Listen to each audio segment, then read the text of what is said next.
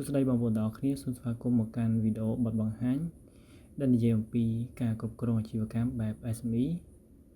ហើយនៅក្នុងអេពីសូតទី4នេះដែរខ្ញុំនឹងបង្ហាញបងប្អូនទាំងអស់គ្នាអំពីការបង្កើត vendor and customer ដែលជាភាសាខ្មែរគេហៅថាការបង្កើតឈ្មោះអ្នកគ្រប់គ្រងនិងការបង្កើតឈ្មោះអតិថិជនអញ្ចឹងកុំឲ្យខាតពេលវេលាយូរយើងចូលទៅទស្សនានៅវីដេអូទាំងអស់គ្នាជាដំបូងដែរយើងធ្វើការបើកកម្មវិធី Click មុខមកយើងមើលនៅលើ bar ខាងលើយើងចុចលើពាក្យថា vendor ហើយយើង select យកពាក្យថា vendor center អញ្ចឹងនឹងវាចេញផ្ទាំងបែបនេះយើងចុចលើពាក្យថា new vendor អានេះយើងបង្កើតអ្នកគ្រប់គ្រងសិនអូខេអ្នកគ្រប់គ្រងយើងបង្កើតអញ្ចឹងហើយនៅក្នុងចន្លោះនេះយើងដាក់ឈ្មោះអ្នកគ្រប់គ្រងយកយើងដាក់តាមអ្វីដែលបងប្អូនត្រូវការគឺយើងបំពេញនៅចន្លោះនេះអញ្ចឹងយើងធ្វើការ copy មួយយកមកផាសនៅចន្លោះខាងក្រោមនេះបងប្អូនដាក់ចន្លោះធំនេះអញ្ចឹងចន្លោះធំខាងក្រោមនេះវាបង្ហាញពេលដែលយើងprint បងឬក៏ print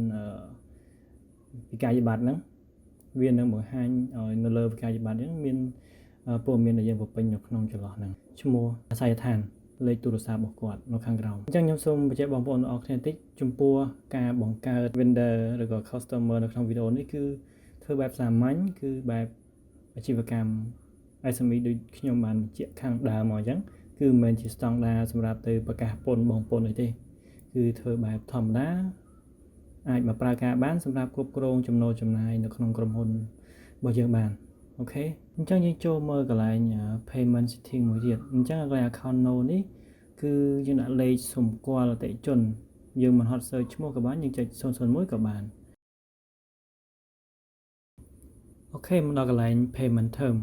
អញ្ចឹងកន្លែងនេះគឺជាកន្លែងកំណត់ក្នុងការទូទាត់ពីចន្លោះពីប្រហែលថ្ងៃដល់ប្រហែលថ្ងៃអ្នកផ្គត់ផ្គង់យើងគេនឹង discount ឲ្យប្រហែល%តាមហ្នឹងទៅក៏ប៉ុន្តែបើសិនជាអ្នកទាំងអស់គ្នាចង់បង្កើតថ្មីយើងចុច add new អូខេហើយកន្លែងនេះគឺ credit limit អញ្ចឹងកន្លែងនេះដែរមានន័យថាអ្នកផ្គត់ផ្គង់របស់យើងឲ្យយើងជំពាក់ត្រឹមសាច់ប្រាក់ប៉ុន្មានអញ្ចឹងយើងដាក់តែហ្នឹងទៅអូខេហើយក្រៅពីហ្នឹងដូចគ្មានអីដែលត្រូវសំខាន់ទៀតទេយើងអាចចុចអូខេបានដើម្បីយើងចុចបង្កើតអតិថិជនថ្មីទៀតអូខេនៅកន្លែងនេះយើងចុច search បានឈ្មោះ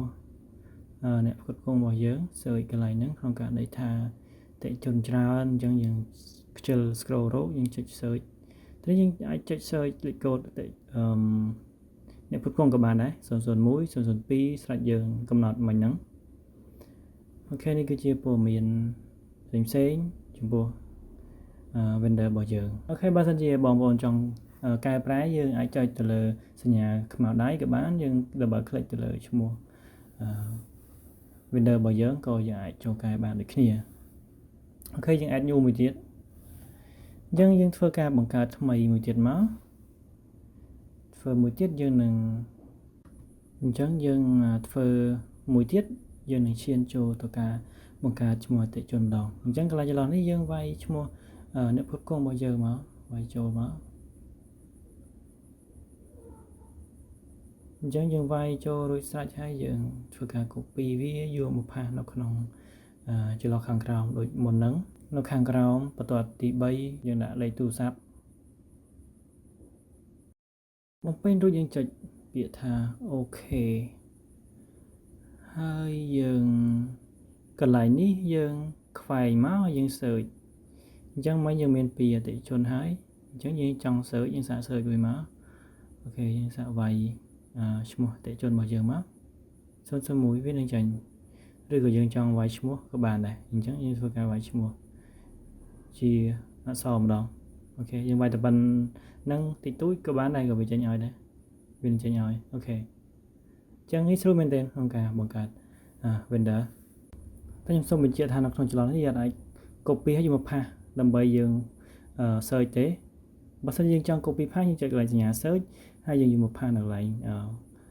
for នេះបានអញ្ចឹងយើងមកផាសមកហើយយើងចុច go អញ្ចឹងវានឹងស្វែងរកឲ្យយើងបានអូខេ កលឹះតិចៗក៏មិនដែលធ្វើឲ្យយើងងាយស្រួលក្នុងការធ្វើការអញ្ចឹងតនេះគឺជាកន្លែង transaction កាលណាដែលយើងមានការទិញចូលថ្ងៃទីម៉ានយើងទូទាត់ថ្ងៃទីម៉ានអញ្ចឹងវានឹង load ក្នុងកន្លែងនឹងឲ្យអូខេយើងធ្វើការខ្វែងយើងទៅបង្កើតអតិថិជនវិញម្ដងអញ្ចឹងយើងចូលនៅកន្លែងពាក្យថា customer center អូខេអញ្ចឹងវាមានតម្រងដូចគ្នាអត់ខុសគ្នាទេយើងចុច new customer អញ្ចឹងតនេះយើងវាយឈ្មោះអតិថិជនរបស់យើងថាទៅវាមិនខុសគ្នាមែនទេការបង្កើតអ្នកគុតគង់និងអតិថិជនវាស្ទើរតែដូចគ្នាទាំងស្រុងហើយអញ្ចឹង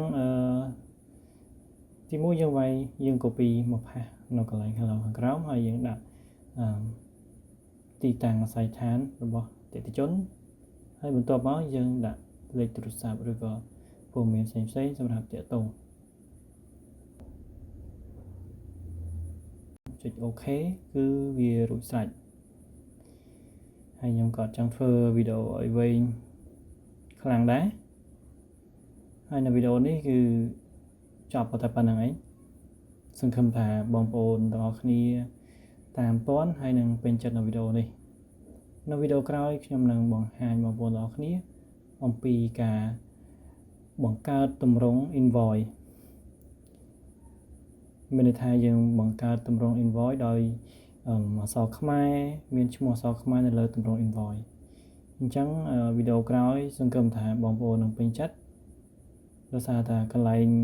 ហ្នឹងគឺជាកន្លែងដែលសំខាន់បំផុតដែលបងប្អូនអាចរំលងបានអញ្ចឹងវីដេអូនេះដែរគឺមានតែប៉ុណ្ណឹងបងប្អូនអរគុណច្រើនសម្រាប់ទស្សនា